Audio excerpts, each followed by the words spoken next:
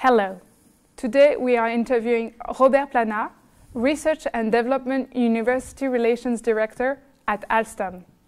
Welcome, Robert Plana, and thanks for being with us. Yeah, thanks for inviting me. You came today at École Polytechnique to give a conference which is part of the Coriolis Institute cycle on energy and environment, organized to prepare the Paris Climate Conference in December this year.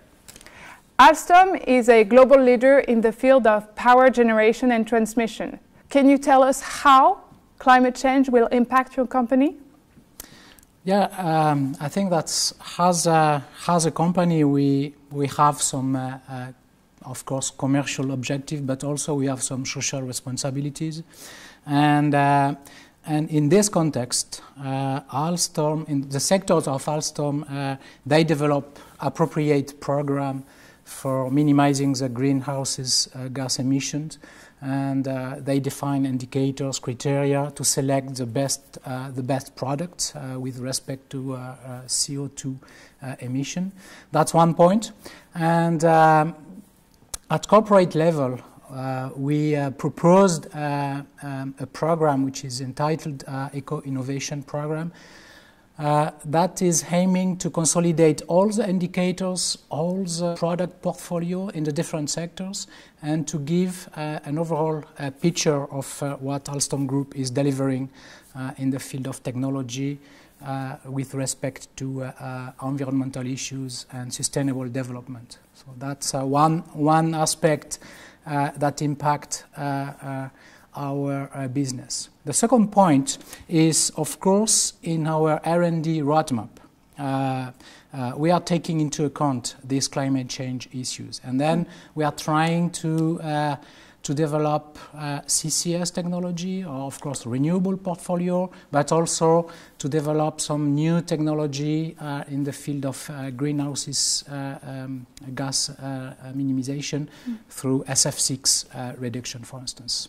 I see. So, I believe the topic of your conference is more precisely on digital technologies. Mm-hmm. Can you tell us why the distribution of energy will benefit from digital technologies? This is of course related to the climate change issues, and we see today the a large introduction of renewable energies in the energy landscape. And of course, this is a major change. We are moving from a centralized energy system to a more distributed energy system with a constellation of energy sources spread all of the countries. And then we need to ensure that all these sources will be affordable anytime, anywhere, and also that we have to make sure that the grid and the energy network will be stable. And of course, now we come up with a sort of cyber physical system where you have different hardware spots represented by the energy sources. Mm-hmm. Connected with the software that make the energy more fluid, more safe, and more affordable to the people. So that's one very strong point for the digital technology. I see. We talk about big data in all industrial fields nowadays.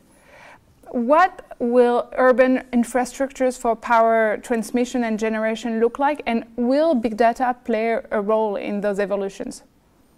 Yeah, that's true that big data is a sort of a buzzword anywhere on internet and TV and higher education too. Yeah, but it's also a reality. Yeah, you're right, and. Just to remind what I was saying before, with the collection of energy sources completely distributed, and now we have to analyze mm-hmm. all these sources. We have to monitor the status and of the power in terms of the reactive power, the real power, and of course in real time. And that creates already data. and a lot of data, since now we are speaking about sampling measurement in the range of milliseconds or even less. So it's a lot of data, first of all. So we have to analyze that. We have to develop models, and in order to be able to design the appropriate grid to have the stability for safety and also for the energy affordability for people. So that's one point. The second point is it's very important. It's a radical change. So now we are moving from again a landscape where the energy was distributed in a very hierarchical way, from an energy that will be distributed in an holistic way, where the citizens will not be only consumer, but they will be also prosumer. And then they will create data. And we have to understand what are their habits, their use, to propose appropriate forecast and to propose appropriate energy schemes to have, again, the energy at the lowest price, but also at the highest safety. So that's where big data could play a role in the future urban infrastructures. Can you just explain the term prosumer for me? Prosumer is that you can have a solar panel on your roof for your home use, but if you have energy in excess, you can sell it. Okay, and before joining Alstom, you worked as chief scientist and head of the strategy department at the French Ministry of Higher Education and Research. How do you define scientific priorities for the country, and how do you cultivate innovation both in the academic world and in the industrial world? Well, that's a good question. And I would say that I've been very lucky. And so when I joined the Ministry of Higher Education and Research, it was just on the same time that the government launched the Investment for Future program. So that was good. And then in the government, we got the opportunity to define some strategic lines we would like to be implemented with these additional funds.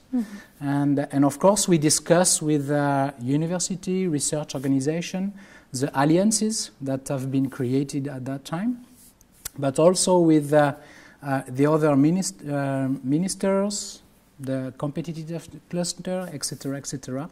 And we defined a certain number of lines where France could play a role in science, but also in innovation.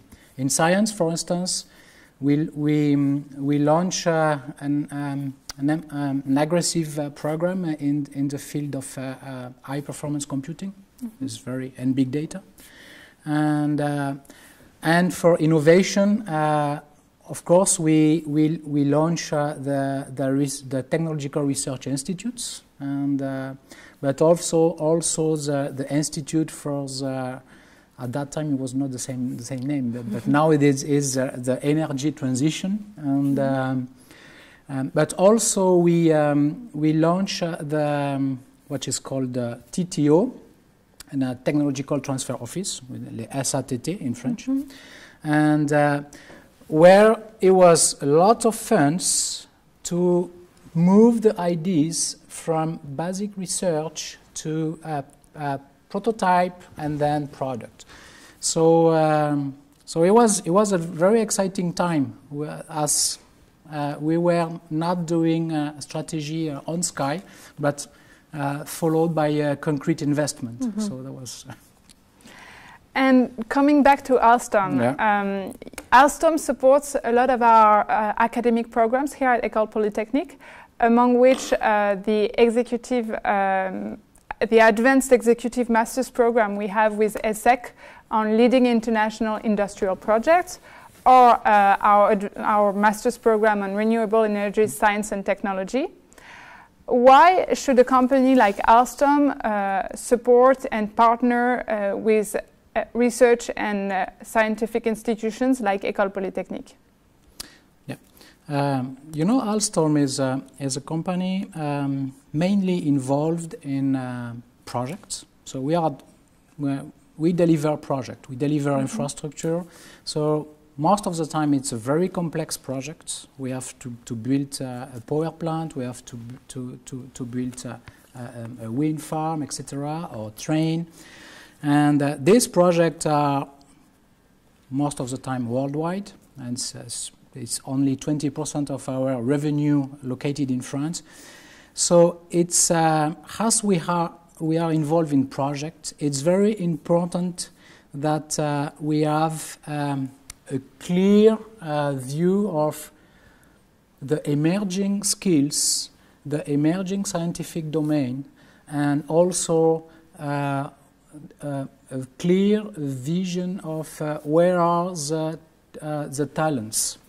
And scouting is, of course, very important. And scouting for, I would say, first-hand engineers, but also for our collaborators. I think that, for instance, for the master in the leading international industrial projects, which is an executive master, it's important that if we have high potential people in our company, and then we want to allow them to progress in the company and also to gain new skills, to be more competitive, etc., and also to be more excited by the job that they do every day. That's very important in terms of attractiveness. So to do that, I think that we cannot handle that in-house, and then it's better to have a partnership with institution.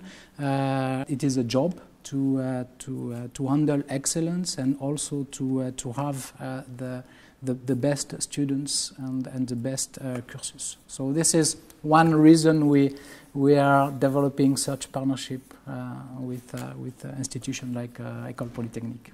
Well, welcome again at École Polytechnique, and many thanks, Robert Plana. You're welcome.